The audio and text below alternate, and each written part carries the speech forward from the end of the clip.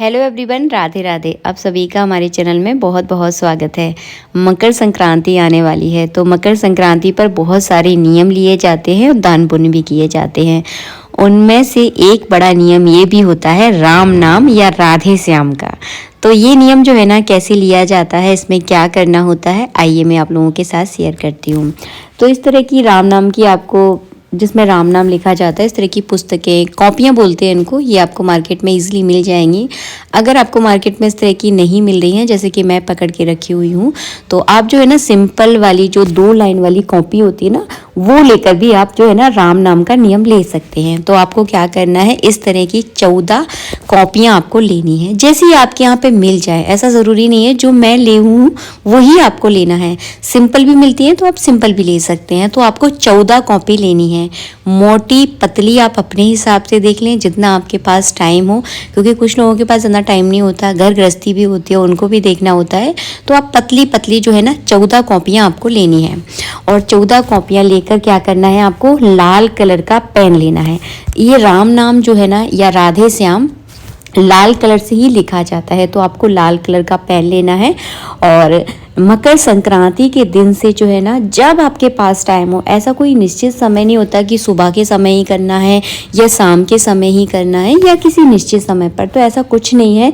आप जब भी आपके पास टाइम हो, आप इस तरह से आसन बिछाएं, एक चौकी रखें और उस पर बैठकर जो है ना राम नाम या राधे श्याम या राधे कृष्णा, जो भी आपको पसंदीदा जप हो, वो जो है ना इस कॉपी में लिखा जाता है। इससे बहुत बड़ा फ़ायदा है। सबसे बड़ा फ़ायदा ये है, एक तो आपका जप हो रहा है, जब आप लिख रहे हो ना तो मुंह से आप बोल भी रहे हो, तो राम राम राम राम हो रहा है ना जब। तो इस तरह से जो है ना जप का फ़ायदा भी मिलता है आपको। और इस तरह से जो है ना अपने फ्री वक्त में अगर आप भगवान के लिए थोड़ा सा वक्त निकालेंगे ना, तो भगवान भी आपकी जो है ना मनोकामना पूरी करेंगे। आपका जो फ्री टाइम है उसका एक सदुपयोग होगा। तो इस तरह से बैठकर आपको हो सके तो आप ज़मीन में ही बैठकर ये काम करें। अगर आप पर ज़मीन पर नहीं बैठा जाता, कुछ लोगों के पैरों में थोड़ी सी दिक्कत होती है, तो आप स्टूल पर बैठ सकते हैं, पटे पर बैठकर लिख सकते हैं, या फिर कुर्सी पर बैठकर भी आप लिख सकते हैं। अपनी सुविधा के अनुसार देख लें, क्योंकि पूजा पाठ जो है ना हमेशा सुविधा के अनुसार की जाती है। लेकिन एक बात का ध्यान रखें, आप जिस जगह सोते हैं बिस्तर पर बैठकर इसे ना लिखें, इस बात का विशेष ध्यान रखें, क्योंकि बिस्तर जो है ना हमारे अशुद्ध होते हैं, तो वहाँ बैठकर नहीं लिखना है। कुर्सी पर बैठकर लिख सकते हैं, स्टूल पर बैठकर। अगर आपको झुकने में थोड़ी दिक्कत हो रही है तो इस तरह से आप अपनी गोदी में रखकर भी जो है ना, नीचे जो है ना चौकी आप ज़रूर रखें, और राम नाम, राधे श्याम, राधे कृष्णा, हरे कृष्णा, आपको जो मंत्र जो है ना पसंद है, वो मंत्र जो है ना आप इस कॉपी में इस तरह से लिखते जाइए और मुंह से जो है ना बोलते जाइए।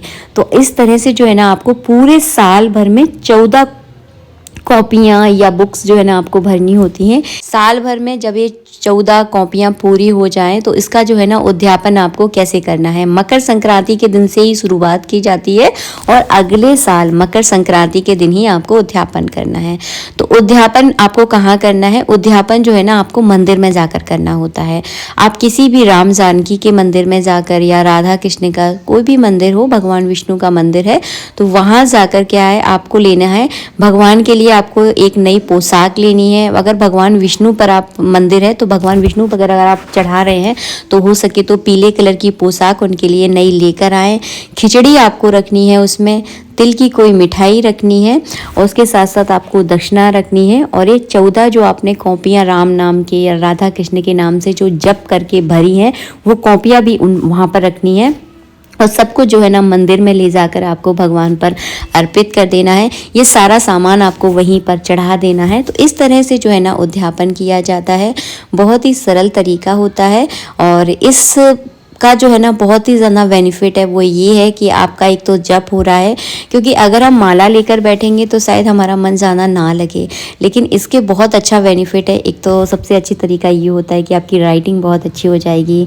दूसरे तरीका मतलब ये फ़ायदा है कि आपका जो बेकार वाला समय है, जो आप अपने फालतू के रिश्तेदारों को देते हैं, इधर उधर की बातों में अपना टाइम ख़राब करते हैं, फ़ोन में लग जाते हैं, इंस्टाग्राम चला रहे हैं, फालतू की चीज़ें देख रहे हैं, उससे कहीं ज़्यादा अच्छा है आप अपना वक्त जो है ना भगवान को दीजिए।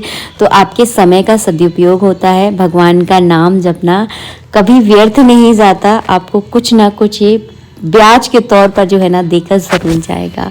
तो अपना समय सदुपयोग में लगाइए। मनुष्य जीवन बहुत मुश्किल से मिलता है, तो इस जीवन का सदुपयोग कीजिए। मिलेंगे नेक्स्ट वीडियो में। वीडियो अच्छा लगा है तो प्लीज़ लाइक कीजिएगा। राधे राधे।